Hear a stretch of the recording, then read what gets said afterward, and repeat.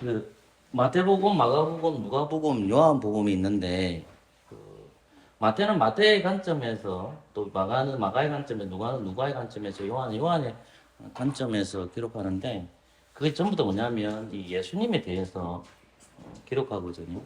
그러니까 저자는 성령님이시지만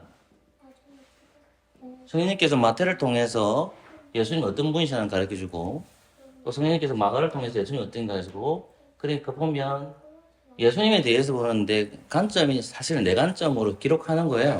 기록하는데 마태 같은 경우에는 예수님께서 왕으로 오신 것에 집중을 많이 합니다. 그리고 마가복음 같은 경우는 예수님께서 어떤 분으로 오냐면 종으로 왔다는 것을 강조하고 있고 누가 같은 경우에는 인자입니다. 요한복음 같은 경우에는 예수님의 신성입니다. 다시 말해서 하나님이죠. 그래서 오늘 이제 우리가 왜 시간 누가복음 1장을 살피냐면 이 네 복음서가 전부 다 예수님이 오실 것에 대해 어린 예수님의 탄생과 예수님의 어린 시절에 대해서 네 복음서 다 기록을 하고 있지 않아요. 그래서 우리가 예수님의 탄생과 예수님의 어린 시절은 누가복음하고 마태복음에 기록되어 있습니다. 특별히 예수님 어린 시절에 많이 기록되어 있는 본문이 어디냐면 누가복음이 굉장히 많이 기록되어 있거든요. 그래서 누가가 예수님에 대해서 굉장히 많이 기록되어 있고 굉장히 세밀합니다. 누가는 예수님의 12사도들에 포함되지가 않습니다. 누가는 그냥 예수님의 제자인데 누가가 결국은 사도 바울과 같이 지내다가 이 본문에 대한 본문서를 기록하게 되거든요. 그러니까 결국은 이 누가 자체가 누가복음이나 사도행전을 기록했는데 누가는 사도들에 포함이 되어 있지 않음에도 불구하고 인자로 오신 예수 그리스도에 집중하고 있습니다. 근데 그 첫 시작이 예수님이 인자로 오셨다는 것이 왜 중요하냐면 잠시만요. 제가 한 본문 지금 생각이 안 나가지고 조금만 기다려 주십시오.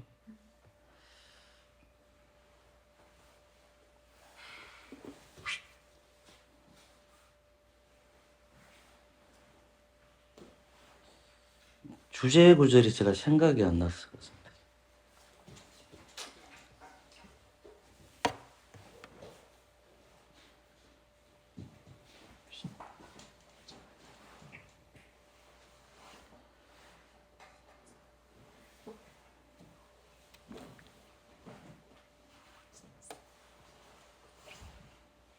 누가복음 19장 10절로 가보실래요?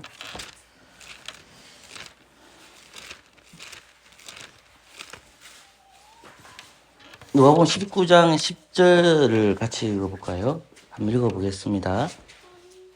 시작. 인자에 온 것은 잃어버린 자를 찾아 구원하려 함이니라. 아멘. 누가복음 19장은 예수님께서 삭개오를 만나는데 여리고성을 지나가다가 삭개오를 만나셨는데 예수님께서 이제 최종적으로 삭개에게 주신 말씀 중에 포함되는 것이 9절과 10절 말씀입니다. 근데 특별히 이제 10절 말씀을 보면 예수님께서 오신 이유를 설명하거든요. 그러니까 누가복음을 보시면 이제 성경 공부나 또 학자들이나 목사님들 연구할 때 누가복음 여러 가지 주제를 끌어오거든요. 근데 주제를 끌고 올 때 가장 이 주제에 맞는 구절이 어디냐 하실 때에 저는 누가복음 19장 9절을 저는 봅니다. 왜냐하면 누가복음상을 보면 예수님께서 잃어버린 자에 대해서 계속 찾아다니시거든요. 그러니까 누가복음 전체 핵심 구절이 어디냐 했을 때에 누가복음 19장 10절인데 인자가 온 것은 잃어버린 찾아 구원하려 하며 되어 있거든요. 인자라고 했잖아요. 그래서 인자라는 말에 굉장히 집중해야 돼요. 예수님께서 오시는 것이 누가복음상으로는 인자로 왔다는 것에 집중해야 되고요. 두 번째 뭐냐면 예수님 인자 오신 것이 누구한테 되어 있습니까?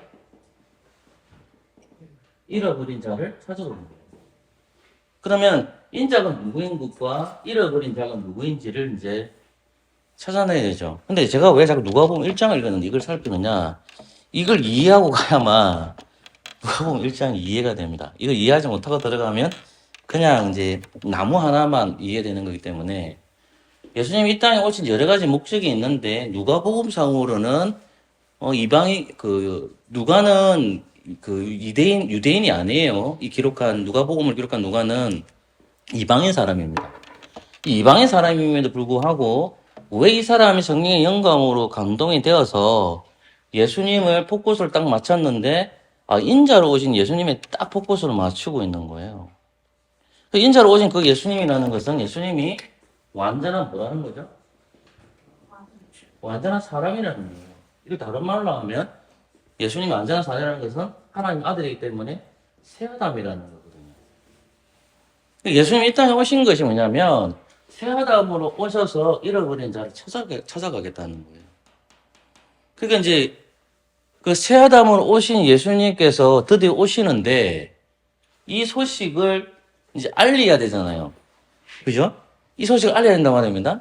그러니까 하나님께서 하늘에 계시다가 가브리엘 천사를 시키셔서 직무를 감당하고 있는 사가랴에게 내려와요. 사가랴에게. 그럼 사가랴에게 내려오는데 하나님께서 자기 아들을 이 땅에 보내주시겠다는 것 사가랴 직통 계시를 하지 않고 가브리엘 천사를 통해서 직무를 감당하고 있는 제사장에게 내려오는 겁니다. 그게 1장 전체 내용이에요. 근데 직무를 감당하고 있는데 이 사가랴가 안 믿죠. 본문 읽어보면. 그리고 그 아이의 이름이 뭐라고 합니까? 요한이라고 하죠. 근데 왜 앞에다가 우리 자꾸 세례 요한이라고 붙이냐면 예수님의 제자 중에 누가 있기 때문에 요한이 있기 때문에 헷갈리지 않게 하기 위해서 세례 요한이라고 붙이는 거예요. 근데 하나님께서 이름을 주신 것은 뭐냐면 요한이죠, 요한. 그 요한의 사명이 뭡니까? 요한의 사명은 예수님 오시는 것을 예비하는 거, 예비하는 거. 예수님이 오시는 것을 예비하는 소식이라는 거예요. 그러니까 예수님 이 땅에 아직 오지도 않았습니다. 오시지도 않았습니다. 곧 오실 거예요. 오실 건데 이 세례 요한의 사명은 뭐냐면 그 예수님이 오실 건데 그 예수님이 오실 그 길을 평탄하게 해주시고 왕이실 것을 예언하시는 분이 누구냐면 이 세례 요한이 감당하는 거라는 겁니다. 이게 이제 1장의 전체적인 내용이에요. 그런데 먼저 해결해야 될 게 뭐냐면 그분이 어떻게 오냐면 완전한 인간으로 온다는 거예요. 그러니까 요한복음 같은 경우는 예수님의 신성, 하나님에 대해서 강조하고 있지만 이 누가복음 같은 경우에는 예수님께서 완전한 인간으로 오시기 때문에 완전한 인간으로 오기 위해서는 그 완전한 인간에 대한 뭐가 필요하겠습니까? 족보가 필요하겠죠. 마태복음 같은 경우 예수님 왕으로 오신다는 것을 가르쳐 주기 때문에 예수님 왕이신 족보가 필요하잖아요. 그러니까 마태복음 1장에서 예수님 왕으로 오신다는 다윗의 족보가 나오는 거예요. 1장에서. 그러니까 누가복음에서 인자로 오기 때문에 완전한 인간으로 오기 때문에 그 인자로 오신 예수님에 대한 족보가 누가복음 어떻게 적혀 있죠? 누가복음 3장에 기록되어 있습니다. 가보세요.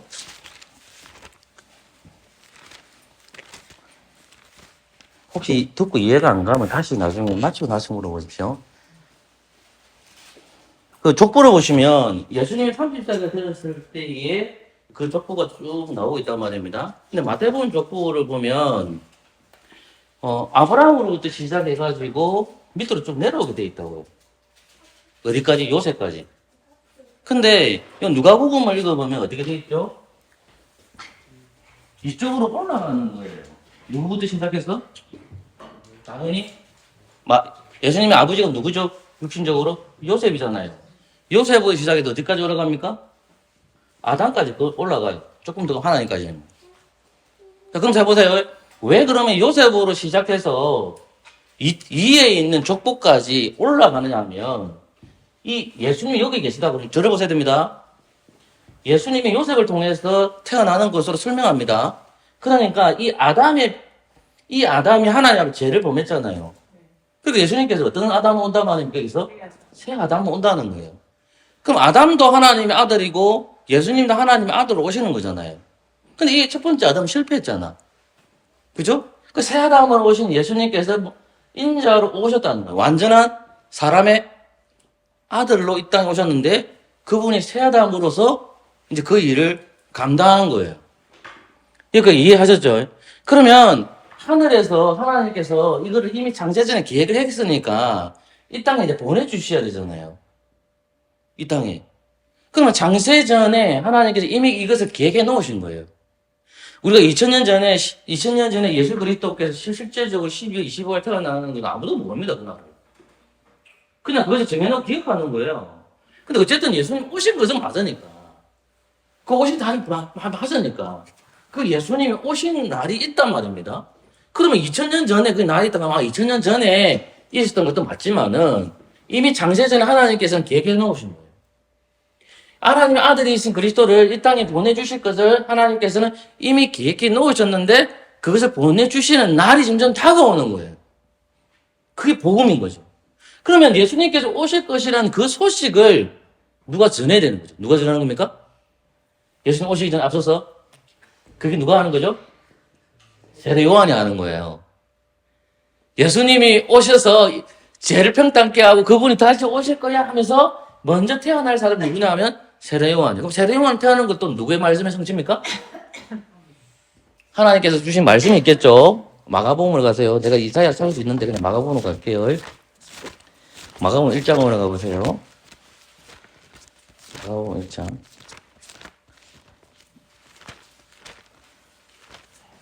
1장 한 절만 읽읍시다. 1장 1절 2절 2절을 읽읍시다. 그냥 2절이면 1장 2절입니다. 시작. 선지자 이사야의 글에 보라 내가 내 사자를 내 앞에 보노니 저가 내 길을 위하. 아멘. 자, 말라기 선지자가 말한 건데 말라기서 3장 1절에 기록되어 있는 내용입니다. 말라기 선지자가 이 예언을 했습니다.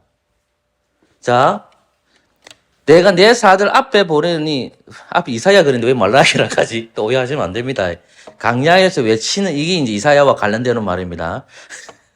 자, 내 사들 보내니 내가 저기를 예비하리라 돼 있죠. 그러면 말라기 선지자가 예언했는데 그 말라기 선지자는 누구의 말입니까? 하나님의 말이잖아요. 그죠? 그러면 말라기 선지자의 예언이 성취가 되잖아요. 그러면 예수님이 오시기 전에 앞서서 누가 와야 돼요? 그 길을 예비할 누가 와야 되죠? 세례요한이 와야 되는 거예요. 그러니까 누가복음상에는 그 말라기 선지자가 하나님부터 말씀을 들었는데 그 예언이 성취되려고 그러면 먼저 예수님이 오면 안 돼요. 누가 와야 돼요? 세례요한이 와야 되는 거야. 그 다음 누가 오는 겁니까? 예수님이 오는 거죠. 그러면 세례요한이 하늘에 뚝 떨어집니까? 아니죠. 자, 세례요한이 그냥 툭 떨어지고 세례요한입니까? 아니죠. 분명히 세례요한의 부모가 있겠죠. 그 부모 이름 뭡니까? 사가랴와 엘리사벳이야.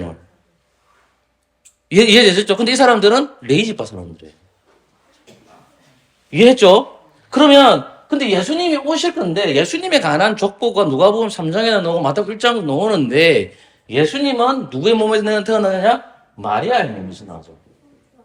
그죠? 그럼 마리아의 몸에서 태어나는 것은 마태복음이 안 가르쳐줘요. 어디서 가르쳐주죠? 누가복음에 설명해 주는 거예요. 누가복음에서. 이해됐습니까? 자, 그러면 보세요. 일단은 세례 요한부터 알아야 되는 거예요. 그러면 세례 요한이 어떻게 되느냐? 사가랴와 엘리사벳이 어떤 사람인지를 알아야 되겠죠. 자, 누가복음 조금만 더 가봅시다. 조금만 더 갈게요. 이거 이해됐습니까? 자, 누가복음 1장 5절 6절을 언쟁이 읽어주세요. 누가복음 1장 5절 6절 언쟁 읽어줄래요? 유대인 마리아 안전에 계란 하나가 있으니 이름은 사가랴. 그 아내는 아론의 자손이니 이름은 엘리사벳이라. 이 두 사람이 하나님의 아들이며 그의 모든 계명과 규례대로 흠이 없이 행하더라. 아멘. 보세요. 자, 인자가 온 것이 누가복음 19장 17절인가 10절이 그렇게 되어 있잖아요. 인자가 온 것은 누구 때문에 온 거죠? 아니요, 다시. 공부를 해야만 여러분들이 누가복음 19장 다시 가셔야 됩니다. 이게 중요하기 때문에 제가 그렇습니다. 잃어버린 자, 맞습니다. 자, 그럼 지금 뭐? 자, 누가복음상에서 인자가 온 것은 잃어버린 자를 찾는 거죠. 근데 지금 누가복음 1장에는 인자가 안 왔잖아요. 안 왔죠. 그런데 누가복음 1장에서 잃어버린 자가 누굴까요? 1장 3으로. 조금 전에 언쟁 읽었는데 그 잃어버린 자가 누굴까요? 사실은 사가랴와 엘리사벳이에요. 자, 그럼 정의. 잃어버린 자라는 말이 뭐냐면, 원어적으로 말하면, 제가 좀 보고 갈게요. 자꾸 까먹어가지고. 잃어버리는 자를 그냥 원어적으로 번역시켜주면, 멸망시키다, 파괴하다, 죽이다는 뜻이에요. 자, 잃어버린 자 그냥 원어적으로 번역하면, 멸망시키다. 이런 뜻입니다. 그럼 또 파괴하다는 뜻을 가지고 있습니다. 그러면 보세요. 우리가 그러면 잃어버린 자가 멸망시키다는 뜻이 있고 파괴시킨다는 뜻도 있고 죽인다는 뜻이 있는데 그 잃어버린 자가 뭐냐면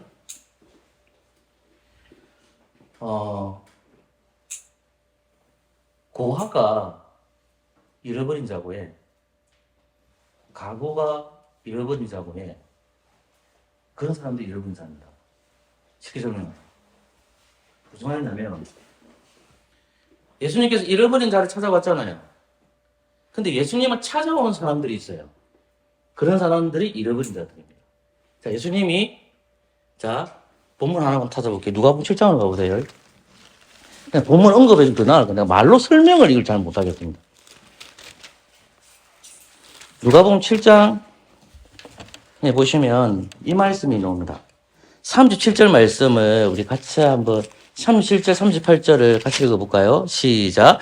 그 동네에 죄인인 한 여자가 있어 예수께서 바리새인의 집에 앉았음을 알고 향유다운 오각함을 가지고 와서 예수의 뒤로 그 발 곁에 서서 울며 눈물로 그 발을 적시고자 자기 물들로 씻고 그 발에 입을 맞추고 향유를 부은 있죠.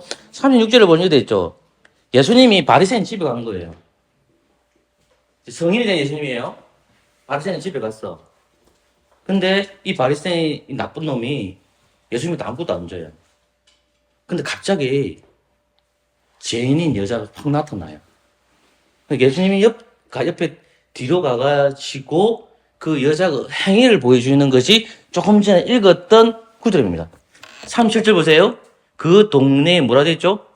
죄인인 한 여자가 있어 예수께서 바리새인의 집에 앉았음을 알고 향유당 옥함을 가지고 와서 예수의 뒤로 가죠. 그 발 곁에서 뭐하죠? 울죠. 그리고 눈물 흘리죠. 뭐하죠? 그 발을 적시죠. 자기 물을 뭐합니까? 씻죠. 그 발에 뭐합니까? 더러운 발을 맞출 수 있습니까? 이 맞추죠. 그 다음 뭐하죠? 향유 붓잖아요. 이 여자가 뭘까요? 잃어버린 자입니다. 이 말이 그러니까 뭐냐면 잃어버린 자는 뭐냐면 제가 파괴되다 죽이다 이런 뜻이 있다고 했는데 무슨 말이냐면 이 땅에서 세상 사람들 보기에는 정말 볼품없는 사람. 그런데 이 잃어버린 자는 공통적인 자가 있어요. 그게 뭐냐면 회개하는 자입니다. 그리고 하나님 앞으로 가서 무엇을 고백하는 자일까요? 자기가 죄인이라는 고백하는 거예요. 이해되겠습니까? 그 잃어버린 자예요. 근데 예수님께서 이제 인자로 잃어버린 자를 찾아올 건데 그러면 예수님 인자로 오기 전에 이 땅에서 잃어버린 자가 있을 거 아닙니까? 그게 누구냐면 사가랴와 엘리사벳이야. 그래서 아까 전에 다시 돌아가셔야 됩니다, 여러분. 자꾸 왔다 갔다 해서 미안합니다. 5절, 6절 보세요. 자, 유대왕 헤롯 때의 아비야의 반열 제사장 하나가 있으니 이름은 사가랴요. 그 아내는 누구의 자손이죠? 아론의 자손이 됐다. 아론의 자손 이름은 엘리사벳이라. 자, 6절 같이 읽어요. 시작. 이 두 사람이 하나님 앞에 의인이니 주의 모든 계명과 그대로 뭐가 없더라? 흠이 없더라 그랬어요. 흠이 없다는 말은 무슨 말이냐면 예수님도 흠이 없다는 뜻이 아닙니다. 하나님의 약속을 바라보면서 정말로 하나님의 약속을 보면서 그 아들이신 메시아가 오실 때까지 기다린 사람들이에요. 구약의 예언의 말씀 믿을까 안 믿을까요? 믿는 거죠. 자, 보세요, 여러분. 자꾸 길게 해서 미안한데.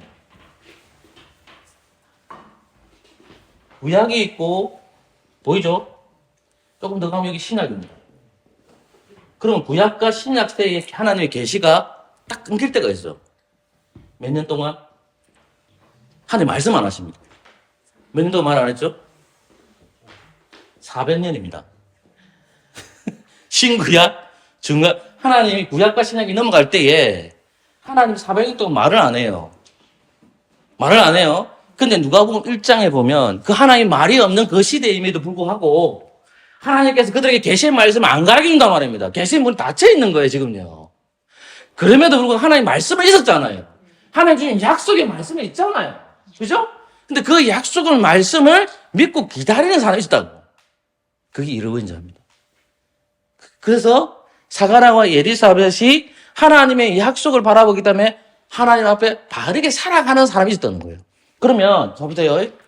이스라엘이 있다 그러면 이스라엘 안에 사가라와 엘리사벳이 있죠. 맞죠? 그러면 이스라엘 전체는 어떤 분위기일까요? 의인이 많았을까요? 죄인이 많았을까요? 의인이 많았을까요? 죄인이 많았을까요? 죄인이 많은 거예요. 요한복음 1장에 보면 예수님이 어디로 들어왔다 그러대요? 빛으로 들어왔다던가요? 어둠으로 들어왔다던가요? 어둠으로 들어왔다 하잖아요. 그 어두운 가운데에 사가라와 엘리사벳은 완전하게 살았습니다. 그런데 지금 예수 그리스도가 오시기 전까지 이스라엘 상태를 어떻게 되냐면 죄로 가득한 상태입니다. 어두운 상태입니다. 어두운 상태. 그런데 사가라와 엘리사벳이 소망을 가지고 하나님 앞에 기도합니다. 어느 날 직무가 되자, 이제 끝났습니다. 직무가 되자 예루살렘 성소 안으로 들어갑니다. 성소 안에 딱 들어가니까 그 분향단 앞에, 분향단 기도를 가리킵니다. 분향단 어딘지 알죠? 분향단 앞에 누가 있어요? 가브리엘 천사가 있습니다. 가브리엘 천사가 뭐라고 얘기합니까? 사방에 닫혀있던 하나님의 입이 열립니다. 누구에게 얘기했죠? 가브리엘 천사에게. 뭐라고 얘기합니까? 야야, 네에게 뭐가 있을 거다? 아들이 있을 거다. 그 아들의 이름은 뭐라 하지나? 요한이라고 하죠. 첫 번째. 두 번째 뭡니까? 네 아들을 절대로 뭘 먹이지 마라? 포도주를 먹이지 마라. 이 딱 두 가지였어요. 그러니까 이 사가랴가 뭐라고 얘기합니까? 뭔 소리냐고 하잖아요. 왜요? 자기 부인이 나이가 많고 경수가 떨어졌기 때문에 임신을 할 수 없는 거예요. 그 누가 얘기한 거죠? 천사가 얘기했잖아요. 그들이 하나님의 약속의 말씀 범해갖고 기다렸던 사람에도 불구하고 인간이 할 수 없다고 생각하니까 하나님의 약속을 들고 있는 가브리엘 천사의 말을 믿지 않은 거야. 그러자 하나님께 어떻게 하셨죠? 벙어리가 되게 만들어 버리잖아요. 근데 제가 질문은 뭐냐면 예수님이 태어나는 시대에 이스라엘 백성들은 인적 상태가 어땠을까요? 썩었어요. 그 썩었다는 말 어떻게 알 수 있냐면 여러분 나시린이 태어났죠. 그 나시린이 세례요한입니다. 왜 나시린이 태어났냐? 이스라엘 백성들이 구별되게 살지 않기 때문에 하나님은 세례요한을 통해서 보여주는 겁니다. 구별되게 살아라. 똑같이 생각해보세요. 여러분 예수님 언제 오실지 여러분 압니까? 모르잖아요. 그런데 세례요한이 죽을 때까지 가르친 게 뭡니까? 예수님이 오실 메시아라는 것을 가르쳤잖아요. 근데 가르쳤는데 그 메시아를 가르치다 보니까 신앙이 약해집니까? 안 약해집니까? 세례요한도 진짜 맞나 생각되는 거야. 진짜 맞나? 의심이 드는 거예요. 생각해보세요. 주님이 오실라고 우리 아무도 모르잖아요. 세례요한의 역할을 해야 될 사람이 누굴까요? 지금 교회입니다. 교회가 끊임없이 예수님께서 이 땅에 오실 것을 소망하는 겁니다. 이 땅의 친구들은요, 이 땅의 세상 사람들은 크리스마스를 아기 예수만 기억할 거예요. 우리는 아기 예수도 기억하지만 그 아기 예수님이 심판주로 오실 것을 여러분이 가르쳐야 됩니다. 근데 여러분, 우리가 하나님의 말씀 읽지 않고요, 우리가 경건하게 살지 않으면 구별되게 살지 않고 세상과 섞여 살고요.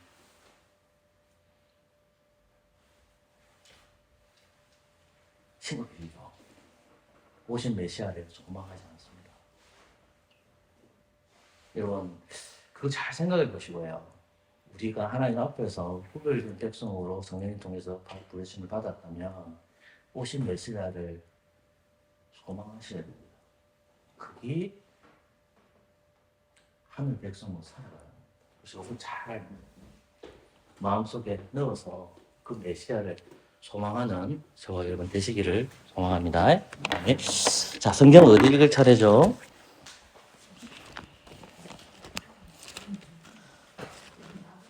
한수야 어디지? 예? 예? 예? 실장. 아가 실장. 잠깐 말이 잘 안 들려가지고 미안하다. 알았어, 7장 읽겠습니다. 7장 맞지요? 귀한 자에 따라 신을 신은 내 발이 어찌 그리 아름다운가. 내 널쩍다리는 둥그러서 궁금한 장색의 만든 구슬개미 같구나. 배꼽은 썩은 포도주를 가득히 부은 둥근 장 같고 허리는 백합화로 두른 밀당 같구나. 두 유방은 암삼설의 쌍떼 새끼 같고 목은 상아망대 같구나. 눈은 해수본 바드나미 문 곁에 목 같고 코는 다메색을 향한 레바논 망대 같구나. 머리는 갈매상 같고 드리운 머리털은 자줏빛이 있으니 왕이 그 머리카락에 매였구나. 사랑아, 내가 어찌 그리 아름다운지, 어찌 그리 하창한지 쾌락하게 하는구나. 내 키는 종루나무 같고, 내 유방은 그 열매송이 같구나. 내가 말하기를 종루나무 위에 올라가서 그 가지를 잡으리라 하였나니, 내 유방은 포도송이 같고, 내 콧김은 사과 냄새 같고, 내 입은 좋은 포도주 같을 것이니라. 이 포도주는 나의 사랑하는 자를 위하여 미끄럽게 흘러내려서 자는 자의 입으로 움직이게 하느니라. 나는 나의 사랑하는 자에게 속하였구나. 그가 나를 사모하는구나. 나의 사랑하는 자야, 우리가 함께 들러가서 동네에서 유숙하자. 우리가 일찍이 일어나서 포도원으로 가서 포도움이 돋았는지 꽃술이 퍼졌는지 송잎꽃이 피었는지 보자. 거기서 내가 나의 사랑을 내게 주리라. 합판체가 향기를 토하고 우리 문 앞에는 각향 귀한 실과가 새것 묵은 것이 구비하였구나. 내가 나의 사랑하는 자 너를 위하여 쌓아둔 것이로구나. 아멘. 어디 읽을 차입니까? 네, 야고보서 1장 제가 읽겠습니다. 야고보서 1장입니다. 하나님과 주 예수 그리스도의 종 야고보는 흩어져 있는 12지파에게 문안하노라.